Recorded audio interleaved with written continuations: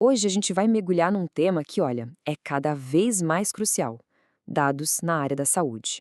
Muitas vezes a gente pensa em dados como um recurso passivo, sabe? Algo que a gente simplesmente acumula. Mas a verdade é que eles podem ser duas coisas bem diferentes.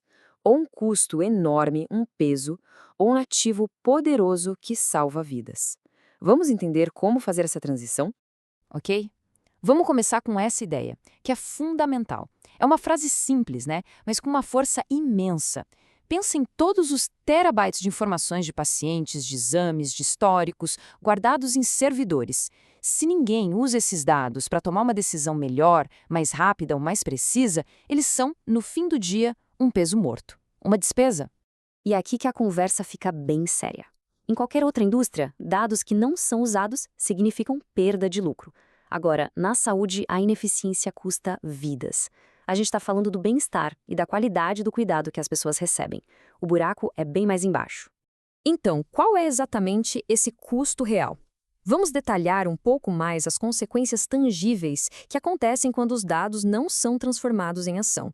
Quando os dados ficam parados, a gente vê problemas muito reais. Estamos falando de desfechos clínicos que poderiam ser melhores porque padrões de risco não foram identificados a tempo.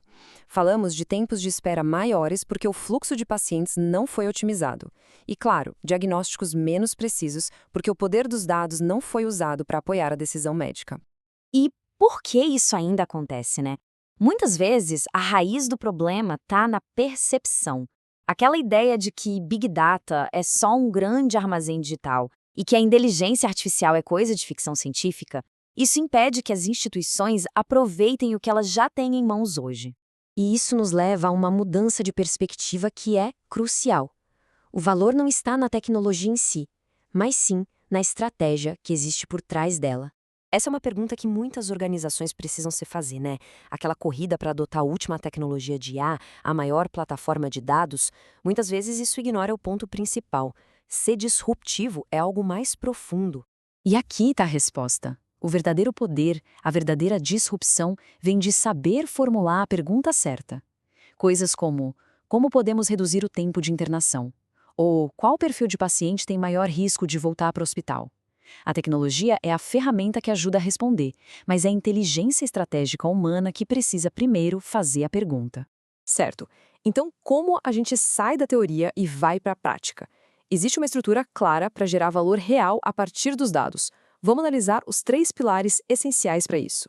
Estes são os 3 fundamentos. Primeiro, focar na qualidade dos dados, não só na quantidade. Segundo, entender o papel correto da IA.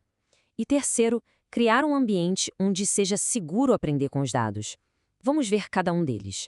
O primeiro pilar tem a ver com disciplina. Não adianta nada ter um oceano de informações se elas são inconsistentes, incompletas ou simplesmente erradas. Essa analogia do oceano poluído é perfeita. Resultados confiáveis, de alto impacto, só podem nascer de dados limpos e bem organizados. A curadoria é o ponto de partida de tudo. Agora o segundo pilar, e essa tabela ilustra a diferença de forma brilhante. Ver a IA como um piloto que assume o controle total é um erro. O papel correto é o de copiloto. Ela potencializa a perspectiva humana. Ela automatiza tarefas repetitivas para que os profissionais de saúde possam focar no pensamento estratégico, na empatia. A IA libera um humano para ser mais humano. É simples. A IA pode analisar milhares de exames e sinalizar anomalias, permitindo que a radiologista foque sua atenção onde é mais necessário. Não se trata de substituir, mas de somar. E o terceiro pilar, a cultura de experimentação. Qual a diferença entre errar numa simulação com dados e errar numa cirurgia ou na gestão de um hospital? Pois é, a primeira é uma lição barata, uma chance de aprender e ajustar o modelo.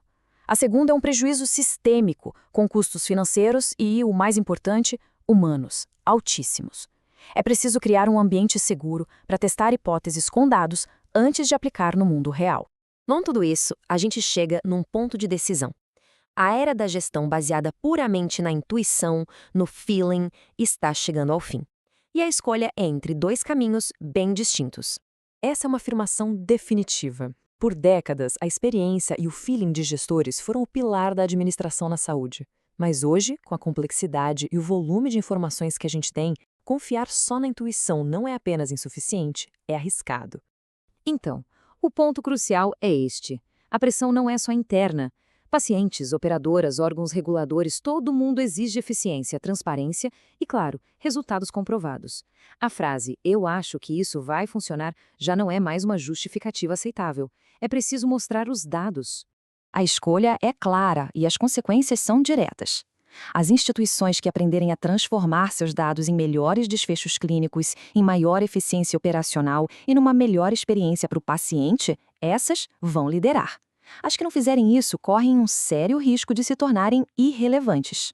E para a gente encerrar, fica esta pergunta no ar. Não é mais uma questão de se a transformação digital vai acontecer, mas de que lado da história cada organização vai estar. A resposta está na forma como ela enxerga e utiliza aquela montanha de dados que já possui.